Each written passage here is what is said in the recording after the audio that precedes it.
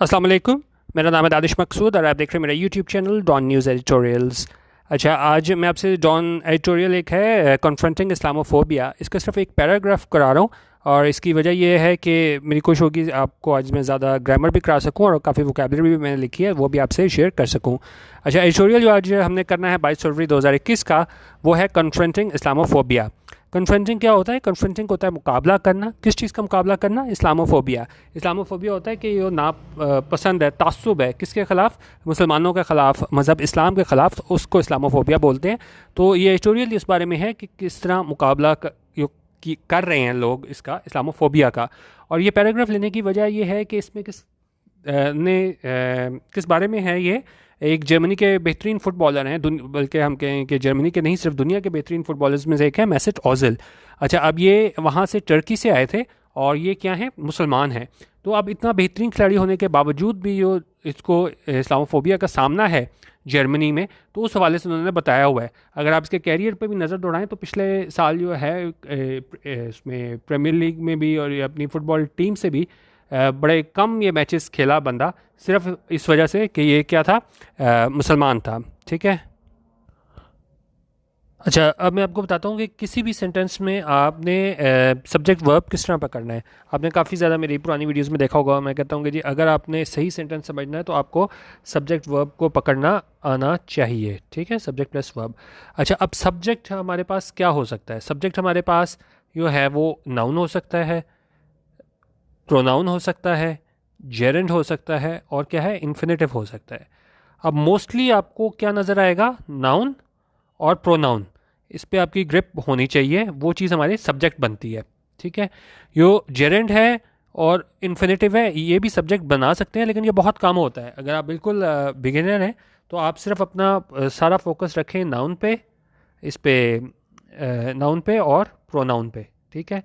अच्छा, जेरेंड और पार्टिसिपल में आपको ना थोड़ा फ़र्क बता दूं क्या होता है। इस पे मैं वैसे सेपरेट एक वीडियो बनाऊंगा कि जेरेंड हमारे पास होता है जब भी हमारे पास वर्ब की आईएनजी फॉर्म जो है ना वो नाउन का काम करती है तो वो हमारे पास जेरेंड बन जाता है। और जब भी वर्ब की आईएनजी फॉर्म जो है वो एडजेक्टिव का काम करती है ना, तो वो हमारे पास क्या बन जाता है, ये हमारे पास पार्टिसिपल बन जाता है। फिर हमारे पास जो पार्टिसिपल में टाइप्स आ जाती हैं, प्रेजेंट पार्टिसिपल भी आ जाता है, ये होता है आईएनजी वाला, ये प्रेजेंट पार्टिसिपल होता है। और हमारे पास जो वर्ब की थर्ड फॉर्म आ जाती है बगैर हेल्पिंग वर्ब के, तो वो भी हमारे पास क्या होता है, पास्ट, वो हमारे पास आता है पास्ट पार्टिसिपल। ठीक है, यहाँ पे मेरा मतलब सिर्फ आपको समझाने का था ये इसका वर्ब की आईएनजी फॉर्म, वर्ब की आईएनजी फॉर्म। ठीक है, अगर ये नाउन का काम कर दे, मैं दोबारा रिपीट कर रहा हूँ, तो वो जेरेंड बन जाएगी। अगर वही वर्ब की आईएनजी फॉर्म जो है वो एडजेक्टिव का काम कर ले तो वो हमारे पास प्रेजेंट पार्टिसिपल बन जाएगी। क्योंकि लोगों को प्रॉब्लम यही आती है कि भाई आईएनजी फॉर्म दोनों में आ रहा है तो कहाँ पे वो जेरेंड बनता है और कहाँ पे वो क्या बनता है, प्रेजेंट पार्टिसिपल। आपने सिर्फ उसका फंक्शन देखना है, अगर वो नाउन का फंक्शन अदा कर दे तो वो जेरेंड बन जाते हैं, और अगर जो एडजेक्टिव का फंक्शन अदा कर दे तो वो हमारे पास क्या बन जाता है, प्रेजेंट पार्टिसिपल बन जाता है। अच्छा, अब मैं जिस तरह मैं आपको कह रहा था कि जी सब मोस्टली केसेस में आपको नज़र आएगा नाउन और प्रोनाउन वो हमारा सब्जेक्ट बनता है। ठीक है, तो आपको नाउन पता होना चाहिए, हमने मतलब बचपन से पढ़ते आ रहे हैं नाउन क्या होता है जी, नेम ऑफ प्लेस, एनिमल और थिंग। ठीक है, ये नाउन आ जाता है हमारे पास। और प्रोनाउन क्या होता है, यो नाउन की जगह इस्तेमाल होता है। जिस तरह अगर हम कहें कि जी अली इज़ प्लेइंग क्रिकेट, ठीक है, और उसी सेंटेंस में मतलब बाद में अगर हम अली की जगह ही लिख लें, ठीक है, इसकी जगह, या कोई दूसरा नाम हो, फातिमा हो, उसकी जगह हम नीचे यहाँ पे नीचे शी लिख लें। ठीक है, तो ये शी क्या है, प्रोनाउन है, और ये किसकी जगह, इसकी फातिमा की जगह यूज़ हुआ है। तो नाउन और प्रोनाउन ये चीज़ें आपको पता होनी चाहिए। नाउन हो गया हमारे पास, और उसकी जगह अगर हम रेपिटेशन से बचने के लिए ना, क्योंकि देखें अगर हम लिखें अली इज़ प्लेइंग क्रिकेट, फिर अगले सेंटेंस फिर अली से स्टार्ट करें, फिर अली से स्टार्ट करें, तो फिर हम उसके बाद क्या है, प्रोनाउन, सब्जेक्टिव प्रोनाउन ही को यूज़ कर लेते हैं। अच्छा, अब ये चीज़ें हो गई, आपको ये चीज़ पता होनी चाहिए नाउन प्रोनाउन की। और दूसरी बात उसमें ये होती है कि जब भी आप सेंटेंस तोड़ रहे हो, जब भी हमारे पास प्रपोजिशन आए ना, प्रपोजिशन, तो आपने उसको उसका ऑब्जेक्ट ज़रूर देना है। ठीक है, और वो ऑब्जेक्ट क्या होगा, वो या नाउन होगा, या प्रोनाउन होगा, या वो जेरेंड होगा। ठीक है, तो ये अब आपने देखना है। अच्छा, अब हम स्टार्ट करते हैं आज का ये पैराग्राफ कि किस तरीके से हमने इसको लेके चलना है। आप सबसे पहला काम जो आपने करना है किसी भी सेंटेंस में, आपने सब्जेक्ट की तलाश स्टार्ट करनी है जब भी आपने कोई भी ये न्यूज़पेपर में कोई पढ़ना है पैराग्राफ, ठीक है। अब इसमें हम आ जाते हैं, सब्जेक्ट में हमने तलाश करनी है। अब हम सब्जेक्ट की तलाश में स्टार्ट हुए थे, स्टार्ट ही हमारा जो था सेंटेंस वो इन नाम की प्रेपोजिशन से हो गया, ठीक है। तो इस चीज़ को आप अभी साइड में रख दें सब्जेक्ट को, ठीक है, क्योंकि जिस तरह मैंने आपको बताया कि जब भी हमें कोई प्रेपोजिशन मिल जाएगी किसी भी सेंटेंस में प्रेपोजिशन, तो हमने इसको भूल जाना है कि जी सब्जेक्ट लेना है, हमने उस प्रेपोजिशन को एक ऑब्जेक्ट दे देना है, ठीक है। और वो ऑब्जेक्ट जो है ना वो नाउन, प्रोनाउन या जेरेंड होगा। अब यहाँ पे मैनी यहाँ पे क्या है, ये एडजेक्टिव है, और केसेस जो है ये हमारे पास यहाँ पे नाउन है, ठीक है। ये नाउन हो गया। नाउन की एक और वो क्या होती है पहचान, कि नाउन जो है ना वो हम उसको प्लूरल बना सकते हैं, उसके आगे हम एस लिख सकते हैं, जबकि एडजेक्टिव जो है ना, एडजेक्टिव ये लिखा नहीं जा रहा, चलें, एडजेक्टिव जो है ना उसमें हम कभी भी एस नहीं उसमें शामिल कर सकते, ठीक है। तो अब यहाँ पे अगर आप देखें इन प्रपोजिशन आया, मैनी हमारे पास एडजेक्टिव है, केसेस हमारे पास नाउन है। यहाँ से भी हमें पता चल रहा है कि एस आया हुआ है, ये क्या है हमारे पास, जिसका हम प्लूरल बना सकें वो हमारे पास नाउन होता है। अच्छा, अब यहाँ आ गया ये, इसके बाद हमारे पास कॉमा आ गया। अच्छा, अब आप ये कहेंगे कि जी ये भी तो नाउन है केसेस, तो ये क्यों हमारे सेंटेंस का सब्जेक्ट नहीं हो सकता? तो क्योंकि अभी शुरू में मैंने आपको यही बताया है कि जो सब्जेक्ट होता है वो नाउन जो होता है वो नाउन होता है।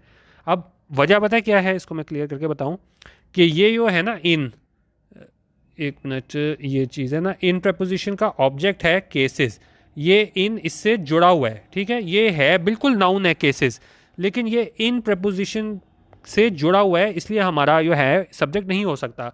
किसी भी नाउन को सब्जेक्ट बनने के लिए ज़रूरी है कि वो अकेला हो और वो किसी भी प्रपोजिशन से ना जुड़ा हुआ हो, ठीक है।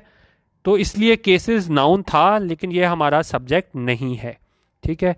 अब हम आगे चलते हैं कि ये चीज़ है, यहाँ तक हमें अपना जो सब्जेक्ट है वो नहीं मिला, ठीक है, यहाँ तक हमने पढ़ लिया। अच्छा, अब यहाँ पे हम देखते हैं फॉरेनर्स आया हमारे पास, ये एस आ रहा है, यहाँ से भी पता चल रहा है कि ये हमारे पास नाउन है फॉरेनर्स, लेकिन यहाँ पे एक सब्जेक्ट नहीं है, यहाँ पे दोज नाम का प्रोनाउन है, वो भी इसका सब्जेक्ट है, ठीक है। ये आ गया हमारे पास सब्जेक्ट, और ये हमारे पास सब्जेक्ट आ गया, ठीक है, फॉरेनर्स एंड दोज। अच्छा, अब उसके बाद क्या आया है, ये डिक्लेयर्ड आया है। अब ये डिक्लेयर जो है ना ये हमारे पास क्या है, V3 है, ये किसी भी हेल्पिंग वर्ब के बगैर आ रही है हमारे पास, ठीक है। इसलिए ये जो है इस सेंटेंस की मेन वर्ब नहीं है, ये हमारे पास एक मिनट, ये हमारे पास है, ये हमारे पास है V3, ठीक है, विदाउट हेल्पिंग वर्ब। अच्छा, एंड ये हमारे पास एक सब्जेक्ट ये हो गया, एक हमारे पास ये हो गया, डिक्लेयर हमारे पास पास्ट पार्टिसिपल हो गई। अब चाहे पास्ट पार्टिसिपल हो, चाहे प्रेजेंट पार्टिसिपल हो, चाहे जेरेंड हो, वो मेन वर्ब का काम नहीं करते, लेकिन वो अपना ऑब्जेक्ट ज़रूर रखते हैं, ठीक है। और ऑब्जेक्ट किसने होना है, नाउन, प्रोनाउन या जेरेंड ने, ठीक है। अब इसने यहाँ पे क्या रखा हुआ है, डिक्लेयर्ड दी अदर, ठीक है, ये आ गया हमारे पास, इसका ऑब्जेक्ट आ गया, इस डिक्लेयर्ड का ऑब्जेक्ट आ गया। अच्छा, अब इसकी वर्ब हमारे पास क्या आई है, ये आ रही है, क्यों आ रही है, क्योंकि यहाँ पे हमारे पास दो सब्जेक्ट हैं, एक तो फॉरेनर्स, यहीं से पता चल रहा है ज़्यादा, फॉरेनर्स एंड दोज मतलब यानी वो एक से ज़्यादा की बात हो रही है ना, किसी एक की बात नहीं हो रही। दोज हम किस लिए यूज़ करते हैं, एक से ज़्यादा के लिए ना, दोज, वो आप कह लें अगर उर्दू में हम ट्रांसलेट करें, तो इसलिए यहाँ पे इसकी वर्ब आई है आर। वो क्या है, easy scapegoats. Scapegoats यहाँ पे हमारे पास नाउन है, फिर यहाँ पे एस आया हुआ है, तो ये हमारे पास क्या है, नाउन है। इसको ये ईजी नाम का एडजेक्टिव जो है वो मॉडिफाई कर रहा है, एडजेक्टिव जो है नाउन को मॉडिफाई कर रहा है कि मतलब स्केप गोट्स, किस तरह scapegoats, easy scapegoats, किस चीज़ के लिए, ये अभी मैं मीनिंग्स आपको बाद में क्लियर कराता हूँ, ज़्यादा क्लियर हो जाएगा, अभी जो है ना हम सिर्फ ग्रामर पे देख रहे हैं। फिर स्केप गोट्स किसके लिए, फॉर हमारे पास क्या है, फिर हमारे पास प्रपोजिशन है। अब प्रपोजिशन आ गई, फिर हमने इसको क्या देना है, हमने इसको जो है ना इसका ऑब्जेक्ट देना है। ऑब्जेक्ट होगा नाउन, प्रोनाउन या जेरेंड।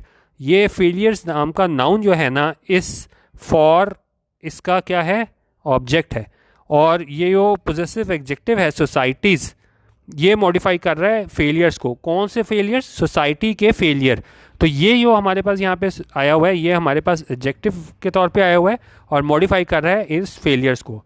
फिर हमारे पास क्या आया है? विद आया है। फिर हमारे पास प्रपोजिशन आ गया है। फिर हमने इसका ऑब्जेक्ट देना है। इसका ऑब्जेक्ट आ गया है ये इल्स। ठीक है, यहाँ पे भी ऐसा आया हुआ है, ये हमारे पास नाउन है।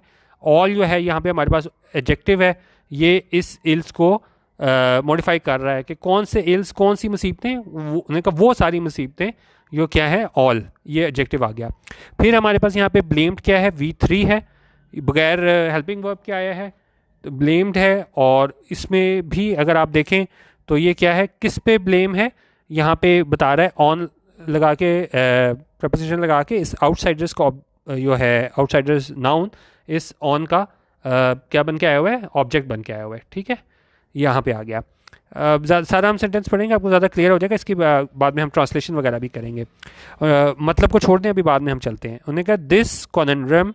अच्छा, अब यहाँ पे जो सेंटेंस यूज़ हुआ है ना, वो अगर सिर्फ यहाँ तक हम देखें, this conundrum has been succinctly summed up by मेसेट ओजल। इसको हम बोलते हैं प्रेजेंट परफेक्ट का पैसिव। और इसको हम किस तरह देखते हैं? यहाँ ऑब्जेक्ट होता है प्लस यहाँ पे हमारे पास हैज़ या हैव आता है, प्लस बीन आता है, प्लस V3 आता है, और फिर हम क्या लिखते हैं? Plus by. ठीक है, यहाँ पे भी देखें क्या हुआ है। अच्छा, यहाँ पे बात हो रही है बाय, यहाँ पे मेसेज ओजल की बात हो रही है। मेसेज ओजल क्या है? एक बंदा, एक खिलाड़ी है, एक शख्स है, सिंगुलर है। ठीक है, तो उसकी वजह से यहाँ पे हमने हैज़ का यूज़ किया है। यहाँ पे हम देखें ना, ऑब्जेक्ट है यहाँ पे, पहले ये आ गया हमारा कॉनंड्रम। ठीक है, उसके बाद हमने क्या लिखना है? हैज़ या हैव में से एक लेना था हमने हैज़ ले लिया क्योंकि मैसेज ओजल एक खिलाड़ी की बात हो रही थी। फिर यहाँ पे हमारे पास हैज़ बीन आ गया, और उसके बाद हमारे पास ये सक्सेंटली जो है ये एडवर्ब है। ठीक है, और समड अप जो है ना, ये हमारे पास आ गई इसकी पास्ट पार्टिसिपल। इसमें जब हम प्रेजेंट परफेक्ट का क्या करते हैं? पैसिव। क्या होता है? ऑब्जेक्ट प्लस हैज़ या हैव बीन में से एक लगाते हैं, फिर हम उसके बाद V3 लगाते हैं, और फिर हम बाय लिखते हैं, और फिर जिसने वो काम कहा होता है या किया होता है वो लिखते हैं। ठीक है, ये मैसेज ओजल हो गया। अभी मैं आपको सारा इसका ट्रांसलेट करके बताऊंगा तो ज़्यादा आपको क्लियर हो जाएगा। अच्छा, अब इसके बाद यहाँ पे मैसेज ओजल के बाद यहाँ कॉमा आया है, और ये उसके बाद उसने इसकी मज़ीद इन्फॉर्मेशन दी है। क्योंकि देखें, आप में से भी हो सकता है, वैसे तो ये बहुत बड़ा खिलाड़ी है, सारों को पता होगा, जिसको थोड़ा भी खासतौर पे लड़कों सारों को ही पता होगा कि जो फुटबॉल वगैरह इनको शौक़ है कि मेसेज ओजल एक फ़ुटबॉल का खिलाड़ी है। लेकिन फ़र्ज़ करें किसी को नहीं पता, ठीक है, तो उसके लिए हमारे पास एक चीज़ आती है, उसको हम बोलते हैं नाउन इन और एपोजिशन। ठीक है, नाउन इन एपोजिशन। ये क्या काम करती है? ये मज़ीद नाउन के बारे में इंफॉर्मेशन देती है।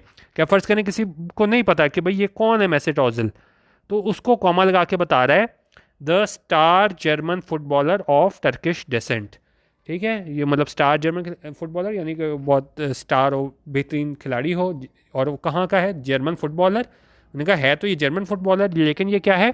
Of Turkish decent. डिसेंट होता है ओरिजिन, यानी कि ये खेल उधर जर्मनी की तरफ से रहा है, लेकिन डिसेंट क्या है? ओरिजिन क्या है? असल में ये कहाँ से है? ये टर्किश डिसेंट है। उसके बाद अगर आप ये देखें तो ये हमारे पास प्रॉपर नाउन था, ख़ास नाम था। मैसेज इसका ये M बड़ा हुआ आया हुआ है, O इसका इस वजह से बड़ा हुआ है, प्रॉपर नाउन है। इसी तरह हमारे पास ये जर्मन फुटबॉलर की बात आई है तो ये G बड़ा है, और टर्किश डिसेंट है तो ये T बड़ा है। ठीक है, अच्छा, अब उसके बाद क्या है? इसके बाद जब भी किसी ने कोई बात कही हो और एग्जैक्ट हम उसको कोट कर देना, अपनी तरफ से ना कहें, ये एडिटोरियल, ये उसके अल्फाज नहीं है, ये एग्जैक्ट जो उसने कहे थे। IM से पहले देखें, ये इन्वर्टेड कॉमर्स लिखे हुए हैं यहाँ पे। अगर आप देखें, ये IM से पहले ये इन्वर्टेड कॉमर्स लिखे हुए हैं, और लूज के बाद ये इन्वर्टेड कॉमर्स। इसका क्या मतलब है कि एडिटोरियल ने अपनी तरफ से कुछ नहीं लिखा। जो उसने मैसेज ओजल ने कहा था कि जिस तरीके से ये इस्लामोफोबिया है और जिस तरह उसको ये इस तासुब का सामना करना पड़ा, एज इट इज़ उन्होंने यहाँ पे इसको कोट कर दिया है। और उसने क्या कहा था? आई एम जर्मन। बड़ी ही गहरी बात थी, इसको देखें।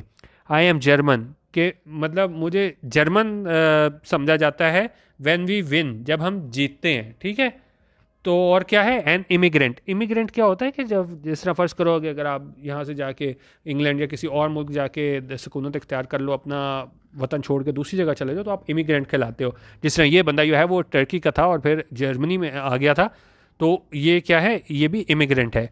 तो उन्होंने कहा कि जी I am German when we win. उन्होंने कहा जब मैं जर्मन होता हूँ जब हम जीतते हैं, और जब हारते हैं तो फिर क्या होता है, an immigrant when we lose, जब हम हारते हैं। ठीक है, मतलब तारीफ़ है तो ठीक है, तब आप आपका ताल्लुक यहाँ से है, जर्मन हो आप, जर्मनी से ताल्लुक है आपका।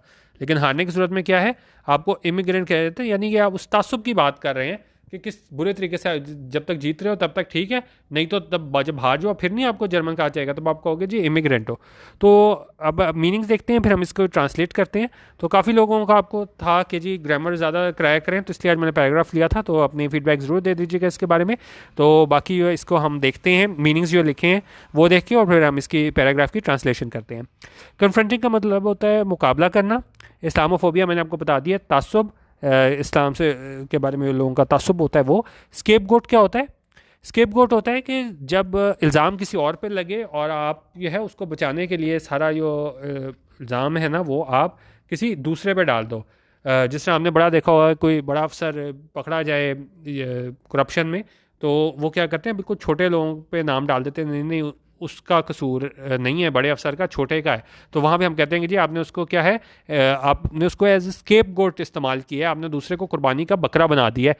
ठीक है, तो वहाँ पे हम ये यूज़ करते हैं क्या चीज़, स्केप गोट। ठीक है, और यहाँ पे भी एग्जांपल अगर आप देखें, the captain was made a scapegoat for the team's failure. ठीक है, क्योंकि जो फेलियर था, नाकामी थी, वो तो पूरी किसकी थी, टीम की थी।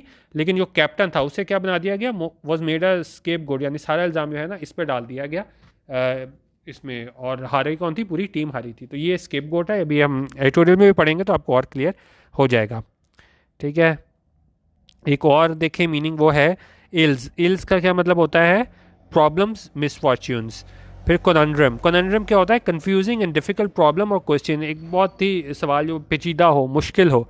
जिस एग्जांपल देखें, one of the most difficult conundrums for the expert. Similar हम इसको प्रॉब्लम कह सकते हैं, और हम इसमें क्या कह सकते हैं, डिफिकल्ट क्वेश्चन।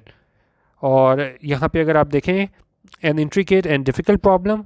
और यहाँ पे एक और सेंटेंस देखें, he is faced with the conundrum, कि उसके सामने एक मुश्किल मरला है, मुश्किल सवाल है, क्या, of trying to find a job, के एक जॉब को तलाश करना विदाउट हैविंग एक्सपीरियंस। ठीक है, क्योंकि उसके पास कोई तजर्बा नहीं है, तो उसने कहा इसके लिए बहुत ज़्यादा कॉनड्रम है, बड़ा मुश्किल सवाल है कि भाई मैं उसको किस तरीके से जो है ना वो जॉब तलाश करूँगा जब मेरे पास एक्सपीरियंस ही नहीं है। तो क्या था कि जब एक बहुत ज़्यादा कोई प्रॉब्लम हो, एक कंफ्यूजिंग और डिफ़िकल्ट सिचुएशन में आप हो ना, तो वहाँ पे कहते हैं कि और डिफ़िकल्ट क्वेश्चन, तो वहाँ पे हम ये वर्ड यूज़ करते हैं कॉनंड्रम का, कि आप क्या है, कॉनंड्रम में हो कि मेरे पास एक्सपीरियंस है नहीं, तो मैं जॉब कैसे तलाश करूँ। अच्छा, सक्सेंटली ये क्या होता है, ये एडवर्ब होता है, और इसका क्या मतलब होता है कि जब आप कोई बात बड़े अच्छे तरीके से, क्लियरली और बड़े मतलब बहुत ब्रीफली भी, मतलब कम से कम लफ्ज़ों में भी और बेहतरीन तरीके से भी क्लियरली है ना उसको एक्सप्रेस कर दो, तो हम वहाँ पे ये यूज़ करते हैं इसको। ये क्या है वर्ड, ये एडवर्ब है। और ये अगर हम कहेंगे जी, one word succinctly describes the economy's performance unbalanced.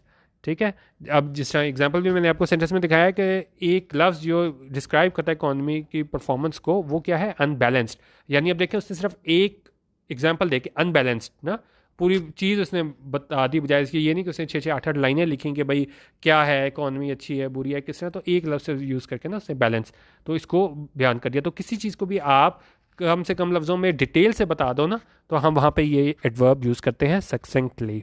अच्छा, अब आगे हम देखें, इसकी मैंने और एग्जांपल भी लिखी थी, in a way that expresses what needs to be said clearly and without unnecessary words. जब आप अपनी बात भी क्लियर बता दो, और क्या है, क्लियरली बता दो, और बहुत ज़्यादा लफ्ज़ों का भी इस्तेमाल ना करो, कम से कम लफ्ज़ों में पूरी तफसील बता दो। जिस तरह एग्जांपल देखें, I thought she expressed her feelings most succinctly at the meeting, कि उन्होंने कहा मुझे लगा कि उसने अपनी वो फीलिंग्स थी वो बिल्कुल क्या है, बिल्कुल सक्सेंटली बता दी, कहाँ पे, मीटिंग में, यानी कि कम से कम लफ्ज़ों में बिल्कुल अपनी जो कहना चाहती थी वो उसने कह दिया, बगैर तफसील में जाए बगैर। ठीक है, बिल्कुल क्लियरली आप चीज़ बता दो, और क्या है, विदाउट अननेसेसरी वर्ड्स बताओ, तो वहाँ पे हम ये वर्ड यूज़ करते हैं।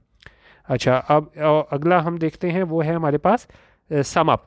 सम अप करना क्या होता है कि हमने ये देखा होगा कि हम पहले कोई चीज़ एक्सप्लेन करें तो एंड में जाके हम यहाँ पे ये यूज़ करते हैं कि जी सम अप करते हुए इसका ये मतलब है। तो वहाँ पे हम उसको कल भी एक मैंने आपको करवाया था इडियम, वो भी ऐसा ही था कि आप सारी डिटेल बता के एंड में आप उसको कंक्लूड करते हो, तो वहाँ पे यूज़ करते हो। यहाँ पे भी यही है कि सम अप यही है कि आप बाद में कहते हो कि जी सम अप करते हुए मैं इसको ये कह रहा हूँ, तो वही चीज़ आप अपने जो डिटेल में बताई होती है उसको एक दो लाइनों में ब्रीफली एक्सप्लेन कर देते हो। जिस तरह ये देखें, to give a brief and accurate summary, description, assessment or representation of something, to summarize। ठीक है, आसान लफ्ज़ों में समझेंगे जी, summarize कर दो आप। जिस तरह I feel like the book sums up everything I have been feeling since we moved। ठीक है, और एक और एग्जांपल देखें, I can sum up the project up in just 3 words, waste of time। किसी भी चीज़ को आप क्या है कम से कम लफ्ज़ों में बयान कर दो, सम अप करना। जिस तरह यहाँ पे आप ये देखें ना कि मैं सम अप कर सकता हूँ इस पूरे प्रोजेक्ट को कि भाई ये कैसा है project in just 3 words, waste of time. ठीक है, तो इसने कहा कि मैं इसको सिर्फ वेस्ट ऑफ टाइम के ज़रिए ना इसको एक्सप्लेन कर सकता हूँ कि ये प्रोजेक्ट कैसा था, वेस्ट ऑफ टाइम था। और ये क्या था, सम अप था, कि किसी भी चीज़ को जो है ना आप क्या करो कि ब्रीफ समरी और ब्रीफ डिस्क्रिप्शन में उसको बयान कर सको। तो ये आपको काफ़ी मिलता नज़र आएगा, सम अप आप कह लो या सक्सेंटली आप बोल दो। ठीक है, अच्छा एक और लफ्ज़ है डिसेंट। जिस तरह उन्होंने वहाँ पे बताया था कि जी डिसेंट क्या होता है, ओरिजिन होता है। जिस तरह वो मेसेट ओजिल था उसका क्या था ओरिजिन, टर्की था, और वो खेल कहाँ से रहा था, जर्मन फुटबॉल टीम की तरफ से खेल रहा था, तो उसका डिसेंट क्या था, टर्किश था। जिस तरह यहाँ पे देखें डिसेंट होता है द ओरिजिन और background of a person in terms of family और नेशनैलिटी। जिस तरह यहाँ पे एग्जांपल है, the settlers were of Cornish descent. फिर इमिग्रेंट होता है, इमिग्रेंट क्या होता है, जिस तरह ये भी मैंने आपको एग्जांपल बताई थी कि यहाँ से अगर आप इंग्लैंड चले जाते हो तो आप क्या हो, इमिग्रेंट बन जाते हो। जिस तरह a person who comes to live permanently in a foreign country, जो मुल्क जो आपका ना हो, फॉरेन कंट्री हो, वहाँ जाके a person who comes to live permanently in a foreign country, जब फॉरेन कंट्री में आप जाके रहना शुरू करते हो फिर आप क्या हो जाते हो, आप वहाँ पे इमिग्रेंट हो जाते हो। तो ये ओजल भी जो है था टर्किश, लेकिन जब वहाँ आया हुआ था जर्मनी में, तो वो क्या है, वो इमिग्रेंट था वहाँ पे। अच्छा, अब जो एडिटोरियल है उसको हम ज़रा उसकी ट्रांसलेशन जल्दी से मैं आपको करा देता हूँ। अच्छा, अब ये कह रहा है कि जी इन मैनी केसेस, कि बहुत ज़्यादा केसेस में, बहुत ज़्यादा वाक़यात में क्या है, foreigners and those declared the other are easy escape goats.